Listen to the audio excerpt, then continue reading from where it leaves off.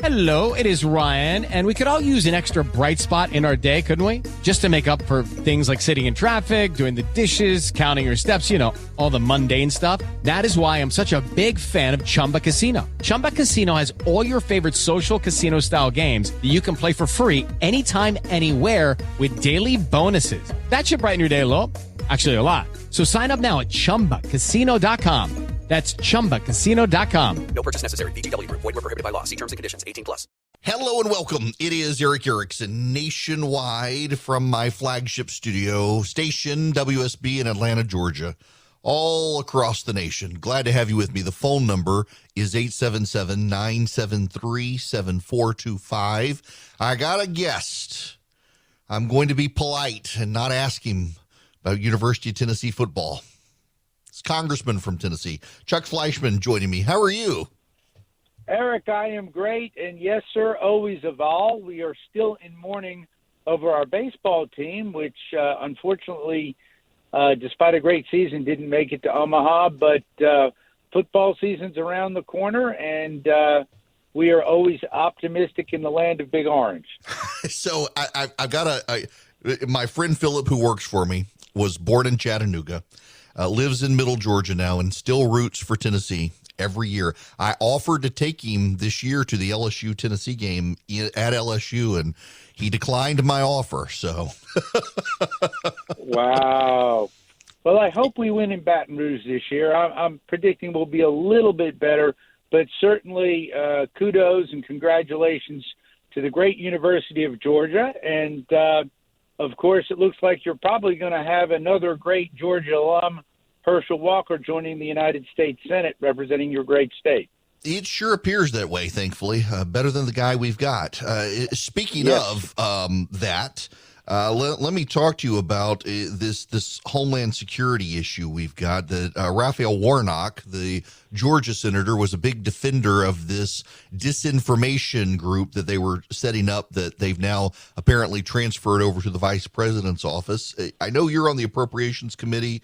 You're on the Homeland Security. You're the ranking member for the budget there. I mean, what is going on with Homeland Security? And it's not just that. It now appears they want to discipline the Border Patrol agents on horses who were cleared of doing what they were accused of, but they still want to discipline them. I'm really confused by that. The wonderful men and women who do our border control work are incredible, but they are demoralized, as is everybody, by this administration, because they try to get up every day and keep our border secure with an administration that just does not want to do it. Whether it's with people, whether it's with technology, whether it's with resources, Joe Biden, Nancy Pelosi, and Chuck Schumer have promoted illegal migration to this country and open and porous borders. But to answer your question more specifically, you're absolutely right, Eric. I am the ranking member, the highest Republican on the Homeland Security Appropriations Subcommittee. And I will absolutely make sure that no dollars are used for this bogus disinformation promotion.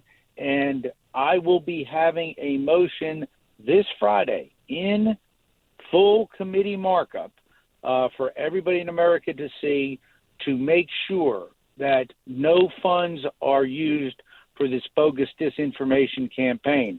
And we're going to put those rascal Democrats on the record. They either have to pony up and vote my way or vote for this horrible thing, which will cost them in November. Well, and it should. It seems like, you may have been in the meeting. I don't know. But a friend of mine, one of your colleagues, said that in a meeting with the Secretary of Homeland Security, one of the things the Secretary of Homeland Security pointed out is that y'all may not care for his performance, but he's probably better than anyone else that Joe Biden might pick. And it actually, talking to some friends of mine in the press who lean quietly to the right, they say he's actually, as far as a Democratic Homeland Security Secretary goes, he may actually be the most reasonable guy, and he's still not very good at the job. They don't seem too committed to actual Homeland Security in this administration. I know Mayorkas well because our job is to fund from the House side, all of the missions on Homeland Security. And I feel for him because he is controlled by the radical leftist minions who are above him. Sadly, Joe Biden is, but Joe Biden doesn't realize it. But be that as it may, I feel for anybody in this administration who even wants to move towards the center, because they are eviscerated, whether in Homeland Security or otherwise, by the radical left who are trying to continue to destroy this country. And that's why I've been so vocal, Eric.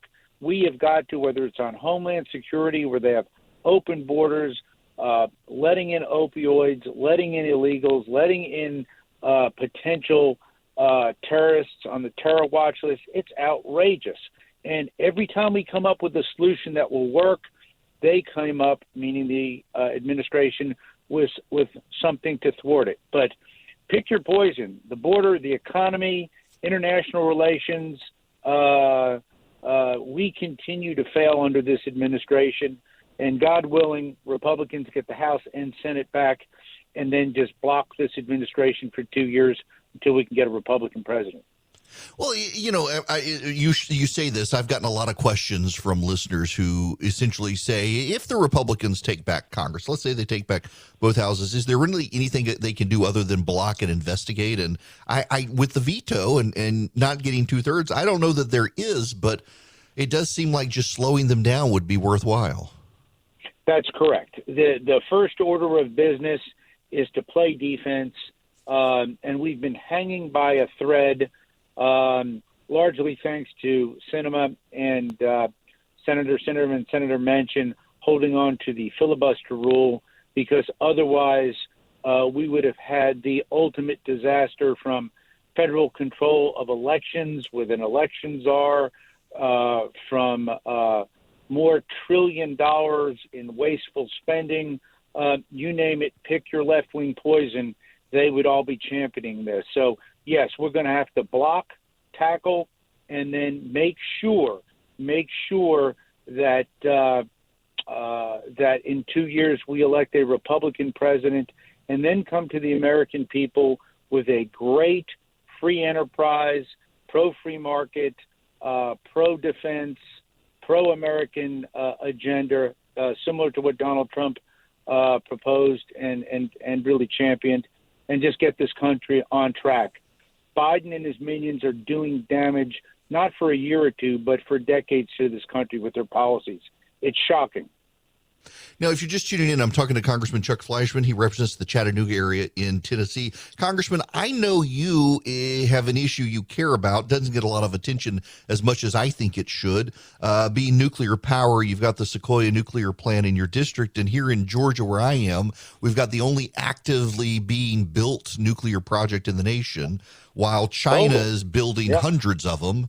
And we seem to be, I was talking to one of the guys in charge of this project in Georgia, and he said that Americans may not understand. It's been so long since we built one of these. We don't have the engineering brain power anymore. We don't have the mechanical engineering power anymore. All of our intellectual firepower to build, maintain, and advance nuclear power plants is going to China. It seems like this is, at this point, not just a power issue, but a national security issue for us. Well, another great point, Eric, as part of my representation in the 3rd District, which goes Georgia border to Kentucky border in Tennessee, I represent the Great Oak Ridge Reservation, meaning Oak Ridge National Lab, the Y-12 and UPF missions, and the nuclear cleanup mission at Y-12. That's $7.2 billion worth of federal investment. I can tell you this: America has the best, newest designs, whether it's with modular nuclear reactors, smaller ones, microreactors, advanced reactors in the world. We are by far the best, and we have some new designs that are smaller, cheaper, cleaner, safer than the bigger plants. The bigger plants have done a great job. Vogtle is going to be an outstanding project, but the bigger plants are not the future. The smaller models that America can actually own this industry would be great. But you're right. China, Russia, even South Korea have gotten into this market. And largely, sadly, the Chinese have done it with our technology, which they've perfected, and our marketing it to the world. So we've got to get into that market or we'll be boxed out. Yeah, it seems like the reluctance of so much of the environmental movement to embrace nuclear energy, whether it's waste products or not, that we've solved a lot of those technical problems, and yet there's still such a hesitation on the political left to embrace nuclear power, when it seems like if we want reliable energy that can handle baseload power, that makes the most sense. Well, you're absolutely right. We will never get Nancy Pelosi there on nuclear, but she's going to be gone after November. She will not be speaker anymore. Thank God. But I will say this. Yeah, many progressives have joined with conservatives in my advanced nuclear caucus to promote clean, reliable American nuclear power with our new generation of reactors. We are investing in this. And it's the only way that we get the clean energy goals that they want. And even Secretary Granholm, Biden's Secretary of Energy, has agreed with us on this. Their administration on that point is actually working with us to look at these reactors. But the real key to this, and I speak with national leaders in Egypt, in Poland, in Czechoslovakia, the Romanians, they want to buy from America. We've got to come up with something because they don't want China and Russia. With Russia's invasion of Ukraine, they become a less desirable partner to be a nuclear partner. This market is wide open for the United States of America. We just have got to get in there and make sure that we have a business model that fits it. Now, Congressman, one more wild card for you here. And folks, we don't give people I'm interviewing the avenues I want to talk about. I just kind of throw it at them because I'm going to throw one at you here. I know you're a member of the U.S.-Japan caucus, and I talk to a lot of my friends some of whom are in politics in Japan, that they're kind of worried under this administration about global leadership and what sorts of things does Japan now have to do on its own if it can't rely on American help as China gets more aggressive in Asia. You hear this some from the Australians as well, and obviously from the Taiwanese, that Japan to some degree reconsidering nuclear disarmament, reconsidering its military, and also reconsidering how much deference it should give to American leadership in Asia, given China and what seems like from this administration a real cluelessness on how to handle China. Well, there's a universal cluelessness from this administration as to handle foreign policy, whether it was Afghanistan, Russia, China. Pick the nation, pick the issue. They leave our allies and our foes scratching their heads. You know, where is Joe Biden on all these issues? We don't know. They don't know. Having said that, you're absolutely right. I just spent a couple of months ago some very important time in the South Pacific with our great United States Navy and great United States Coast Guard. The region of the world that you alluded to with Japan and South Korea and Taiwan is of great concern. China is watching how we handle Russia or mishandle Russia to see whether or not they will make a move on Taiwan. Japan, understandably, is very concerned because of the power and influence in that part of the world. And with China growing economically and throughout the South Pacific with their incentive plan, which is rather advantageous to them and disadvantageous to the free world, Japan has good concern, especially with North Korea being able to deliver with these missiles. So Japan is going to look to us and will continue, hopefully, to be a strong ally. Our great United States Senator from Tennessee, Bill Hagerty, is fluent in Japan, and I've spoken with him about that. He was also the U.S. ambassador to Japan, a great resource on that.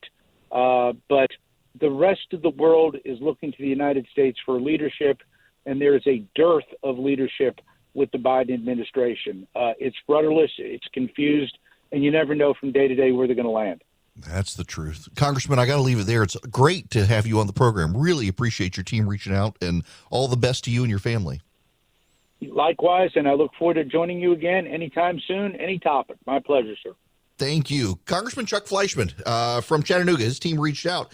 One of our affiliates, they listen to it. They hear their constituents talk about me on the radio. They want to get on. Happy to have him. He's the ranking Republican on the Appropriations Committee for the Subcommittee on Homeland Security.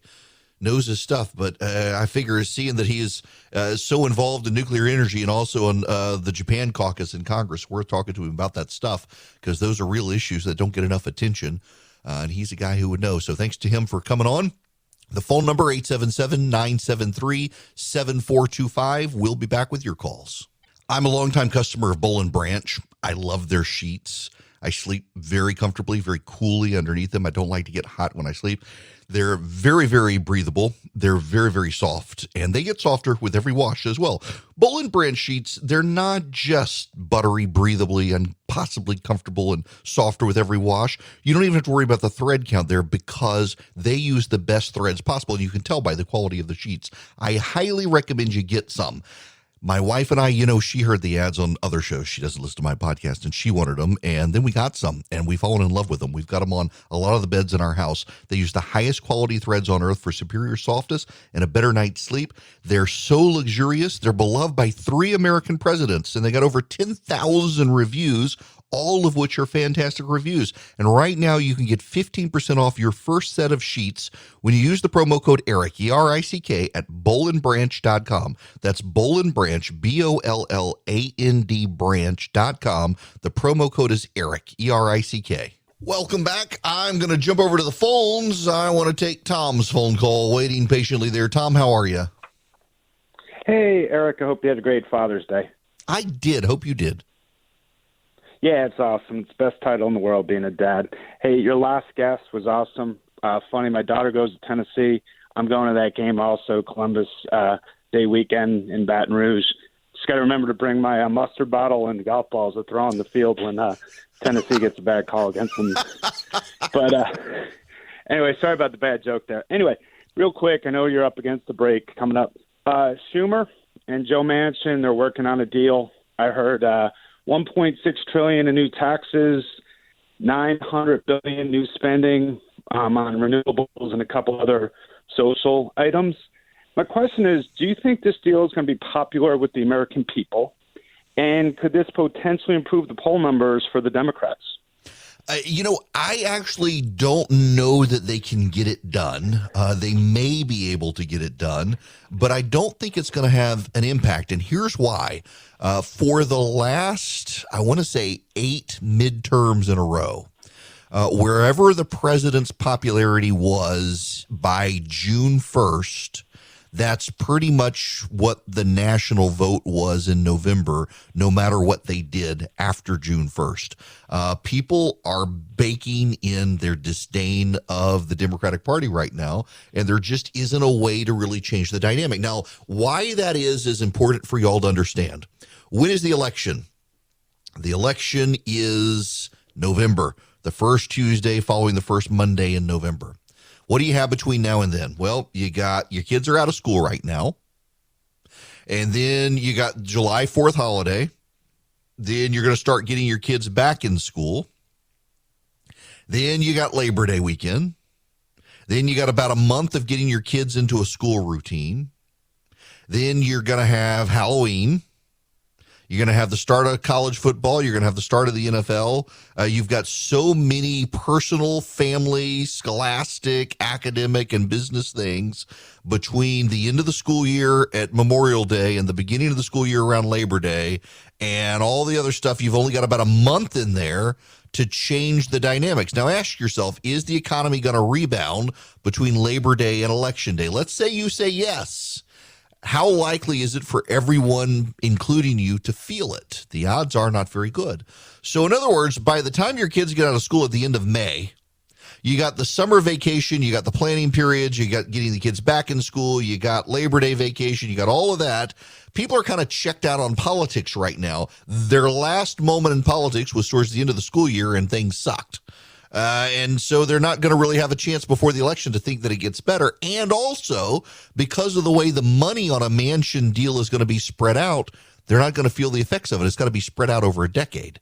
So even if they were to dump a huge amount of money, which they won't because Manchin won't let them, the money's going to trickle out over the next decade, not just over the next year, which means people aren't going to feel the effects of it. So, yay, Democrats get something done. Nobody feels it, so they have hell to pay. That's the reality of the academic or the political calendar for the Democrats. The votes at this point are starting to be baked in. So what you're going to see instead are the rats fleeing the ship. There are a lot of options out there. If you're a self-starter and you want to invest on your own, it can be really confusing. And I'm delighted to tell you about SoFi because that's who I use, and now I've got them as an advertiser. If you're a SoFi user, my gosh, you get all sorts of options, great research. You get the ability to invest in stocks, EFTs, crypto, plan out your retirement. More importantly, you got people you can call on. I mean, for example, I can use SoFi to buy stocks and EFTs and do the deep dive research if I need to and get complimentary financial planners ready to help answer questions. You can too, whether you're stuck on where to start or need help deciding what to do next. You can even save for retirement with traditional Roth and SEP IRAs. They have so many options. If you're into crypto, you can also explore crypto. They've got 30 available coins: Bitcoin, Ethereum, Cardano, Solana, Dogecoin, and so much more. But more importantly, they've got the number one ranked automated investment tool, their robo-advisor. It takes the stress out of building and managing a diversified portfolio without having to pay a bunch of experts to do it. I really like SoFi. Y'all, I've tried, you name it, and I probably tried it, and I settled on SoFi and think you will like it as well. Cut through the jargon, make investing easier with SoFi. Visit SoFi.com/Eric to learn how you can win up to $1,000 in stock when you open an account. That's SoFi.com/Eric. Brokerage and active investing products offered through SoFi Securities LLC, member FINRA SIPC. Hi there, it is Eric Erickson here. The phone number is 877-973-7425. The Supreme Court will at some point in the next week or two, most likely in the next week, give us, I guess look at the calendar. They got another week to tell us what they're going to do on Roe v. Wade. The case is Dobbs versus Jackson's Women's Health. And Mississippi passed a law that restricted abortion after 15 weeks. And they were immediately enjoined. Mississippi went to the Supreme Court and said, not only do we think that 15 weeks is good, but Roe v. Wade itself should be overturned, as should Casey versus Planned Parenthood. Now, I got to explain the breakdown on this to you, at least to make you smarter than your neighbors. In Roe v. Wade, they established the trimesters. They essentially, if you know the history, and there have been a lot of books written by Roe v. Wade, including by some people who are pro-abortion, but they concede that essentially the case was manufactured and a lot of the evidence presented by the court was spun and framed in a way that wasn't necessarily truthful in order to persuade the all-male Supreme Court to give a right to an abortion in the Constitution, and that some of the sociological and medical research presented has been thoroughly debunked ever since. But one of the things the Supreme Court did was they framed it as 3 trimesters, 9 months of pregnancy divided into 3 trimesters of 3 months. And essentially, the Supreme Court ruled that in the first trimester, the first 3 months of pregnancy, you can't restrict abortion. In the second 3 months, you can restrict abortion. And in the third 3 months, you can ban abortion with certain limits. The problem is that the trimesters were very nebulous, very hard to determine. It takes weeks to figure out whether or not you're actually even pregnant.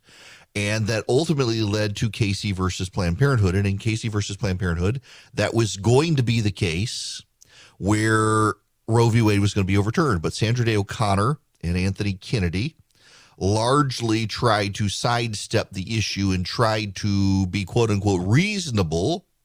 And what they did was use, instead of trimesters, a point of viability, a moment of viability, that there comes a moment where the fetus can survive outside the womb as a baby. And at that point, you can begin to restrict abortion. Up until the moment of viability, you cannot. The problem is it varies and it can advance. As an aside, I will tell you something I am convinced of. I have no proof, but I am convinced of it.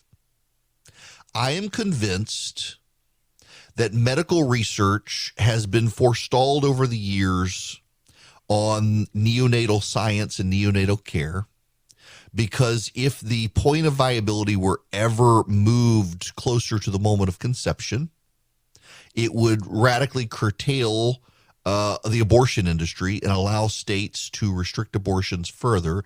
Therefore, the abortion industry has been putting pressure on the medical industry to abandon the advance of neonatal science. I am convinced of it because after Casey, all of abortion law is premised on viability, not on trimesters.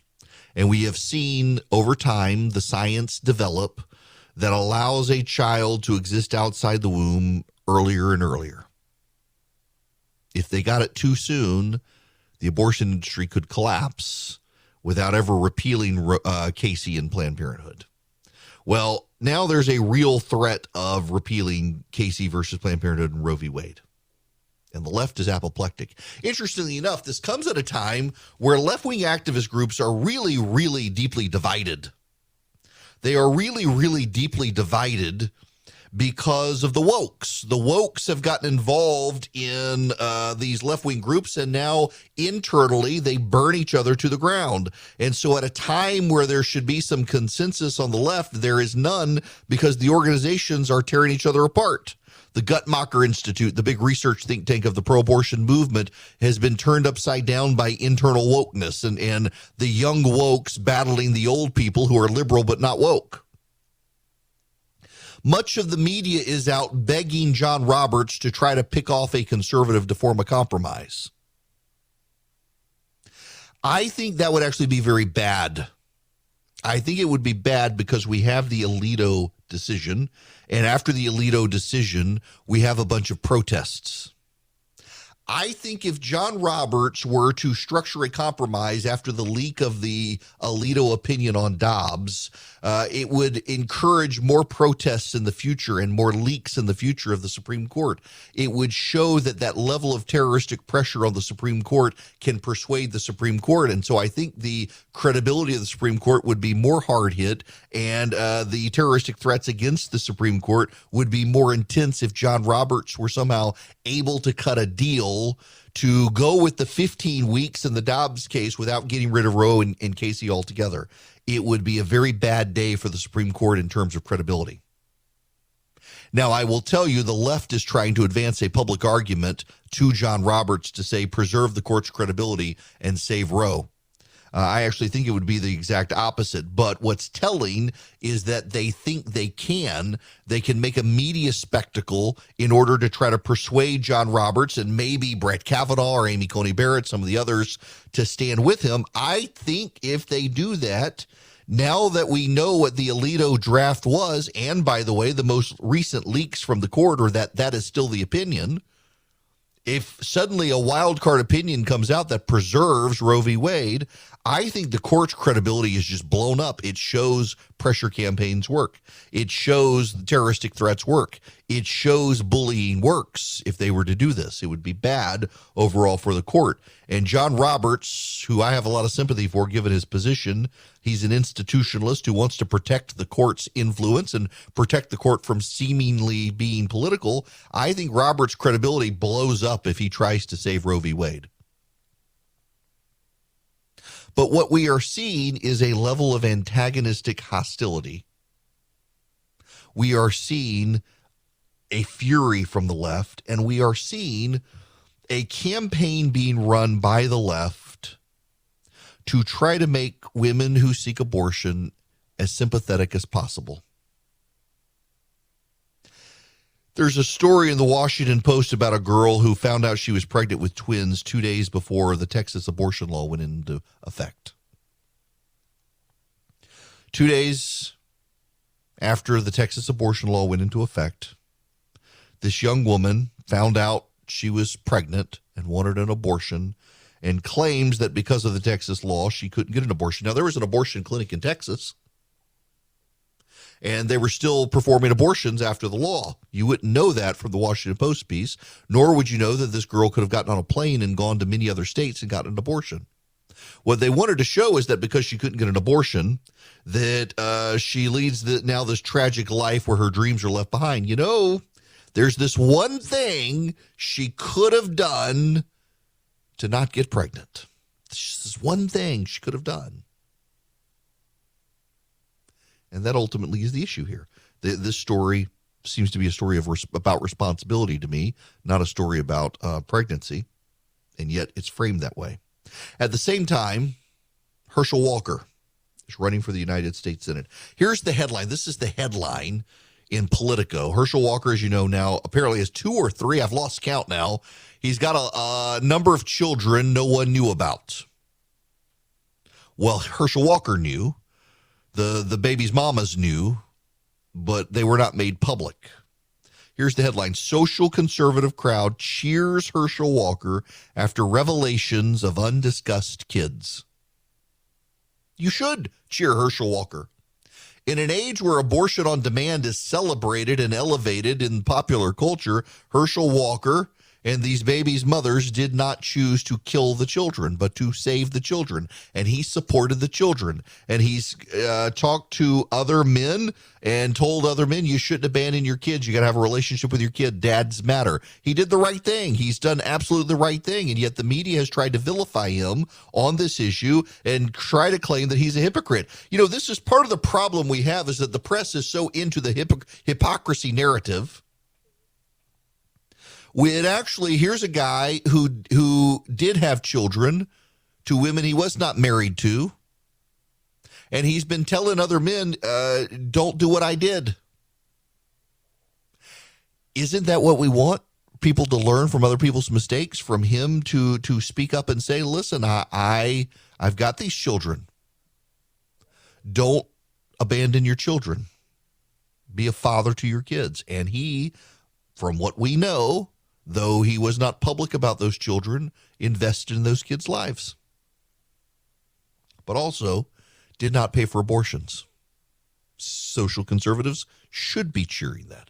We should not be condemning that. The fact of the matter is, all the people say, oh my gosh, more revelation. Yes, we would have liked to have known Herschel Walker had a number of children out of wedlock. But okay, we know it now. God bless him for not pushing the women to have an abortion, like Jeffrey Toobin at CNN, their legal analyst, who got a colleague's daughter pregnant, refused to pay child support, said he would only cover the cost of an abortion. She finally had to fight him, and he paid child support. Better a Herschel Walker than a Jeffrey Toobin.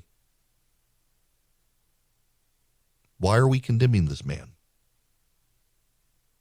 What I think is going to happen is there's going to be a level of hysteria out there on this issue. And the fact of the matter is that if the Supreme Court comes out with a Dobbs versus Jackson women's health decision tomorrow and says this issue goes back to the states, you know what? It goes back to the states. In New York, in California, in Illinois, in Connecticut, in a bunch of states, they have now passed either constitutional amendments or laws saying abortion on demand until the child is born. It's not going to affect people. This is something I think the media doesn't understand. And it's very much like the January 6th stuff. Voters aren't really going to care about it. Very few people know women who have tried to have an abortion. Very few have. Statistically, there are 700 to 800,000 abortions a year in this country. There are 150 million people. You are very unlikely to know someone who tried to terminate a pregnancy or who did terminate a pregnancy. You're very unlikely to know someone. And as a result of this, you're not going to be super impacted by the story. And as a result of this, it's not a story that's going to faze you. Now, Democrats can scream all they want, but I'm just telling you the truth. This is a big story for progressives, and so it's a big story for the media because they are progressive. But for the bulk of Americans everywhere, this is not going to be that big of a deal. It's not going to impact people. And in fact, the women who want abortions are still going to be able to get them in a number of states around this country. They'll be protected. And some states like California are offering to advance airfare to fly women there to do it. This is very much, to me, again, like the January 6th stuff. Listen to this clip from Frank Luntz. Donald Trump is still the most popular person within the Republican Party. When he endorses, it matters. It's worth a 5 or 10% bounce. He's no longer the controller. He's no longer the emperor. He doesn't have that much control, but more than any other Republican alive. And that's why these opinions aren't changing, and that's why these hearings aren't having the impact the Democrats thought they would. The hearings, that is, the January 6th hearings, they're not having the impact the Democrats thought they would. And it's not just because of Trump. It's a lot of other factors as well. Most people are not as inflamed in their sensibilities over this in the same way of abortion. It is, in the media bubble, in the Democratic bubble, a massive issue, something you're forced to care about. You will be made to care about it, except you're not, because you're caring about gas prices. You're caring about inflation. You're caring about still empty store shelves. You're caring about high grocery prices. You're caring about crime. You're caring about the collapse of the stock market. You care about all these other things, and they can't squeeze these other issues in. The only people who care desperately about January 6th and abortion are the people who already are going to vote for Joe Biden and the Democrats. Nobody else. And that's the problem for the Democrats. They fail to persuade anyone else that their issues matter because they've so neglected the issues that do matter. One of the effects of them not caring about issues that matter, like your retirement savings, are others are having to step up to the plate and help you. And one of those stepping up to help you is Goldco. With 40-year high inflation, interest rate hikes, gas prices, if you've got $50,000 or more in your IRA, your 401k, or other savings, you might want to talk to Goldco to see how you can protect and grow your money with physical gold and silver. You can call them at 855-904-5933. They'll give you a free wealth protection kit to learn how to use gold and silver to protect and grow your money. Thousands of retirees are protecting their retirement savings. Many are getting $10,000 or more in free silver for doing it. So call my friends at Goldco. Find out how you can qualify for their special offer. They've helped thousands of Americans with their retirement savings. They've helped thousands of Americans take care of their retirement savings to protect against wild swings in the stock market. They might be a good fit for you. Instead of me giving you the toll-free number again, just text my name, Eric, E-R-I-C-K. Text it to 33777. Reach out to Goldco. I've never recommended a precious metal company before, but we haven't been in Jimmy Carter's economy until now, and we are there, and that's when precious metals helped a lot of Americans, which means now they probably will as well. If nothing else, reach out to Goldco and get their free wealth protection kit. Text Eric, E-R-I-C-K, to 33777. I will text you back right now their toll-free number. Hello there. It is Eric Erickson here. I find this story somewhat funny. It's causing a meltdown. Where is the scowling Swedish kid? Germany will restart coal-fired power plants in order to conserve natural gas, the country's economic minister announced on Sunday, amid concerns about a looming supply shortage after Russia cut gas deliveries to Europe this week.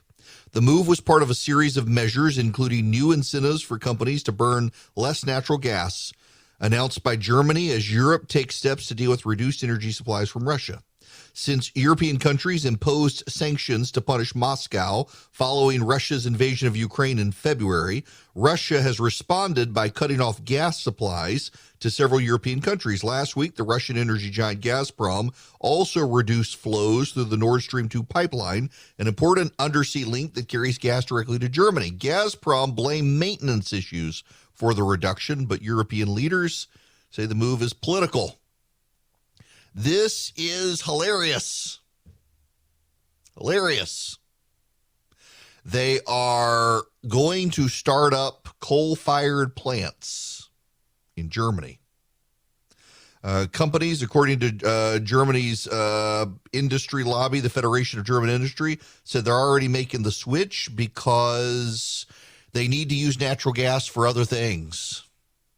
The left is beside themselves in rage that they're going back to coal, but they got no choice. They don't have a choice. What's so interesting here is that the president of the United States is having to go to Saudi Arabia and beg them to produce more oil And yet, again, the economic advisor who says that we're not really going to beg for oil, they're going to beg for oil. The economic advisor says we're not really, inflation's still transitory. We're not going to have a recession. He also says we're not going to beg for oil. We're going to beg Saudi Arabia for oil. And Joe Biden is mad at himself because he's got to deal with the Saudi crown prince. He doesn't like him. He doesn't think the Saudi crown prince is a good dude, but he's going to be the leader of Saudi Arabia for probably the next 3 or 4 decades. So you might as well get used to having to deal with him. And maybe they will produce more oil. Maybe, possibly, if we beg them enough, they'll produce more oil. Somebody's got to do something here because Joe Biden has deeply incentivized American oil and gas companies to do absolutely nothing. And, there's now a conspiracy theory within the members of the White House that the oil and gas companies are intentionally trying to sabotage his administration. No, idiots. Learn economics. They can't drill and get their money back, so they're not going to drill. That's on you, not them. Lucky Land Casino, asking people, what's the weirdest place you've gotten lucky? Lucky? In line at the deli, I guess? Aha, in my dentist's office. More than once, actually. Do I have to say? Yes, you do. In the car before my kids' PTA meeting. Really? Yes. Excuse me, what's the weirdest place you've gotten lucky? I never win and tell. Well, there you have it. You can get lucky anywhere, playing at LuckyLandSlots.com. Play for free right now. Are you feeling lucky? No purchase necessary. Void where prohibited by law. 18+. Terms and conditions apply. See website for details.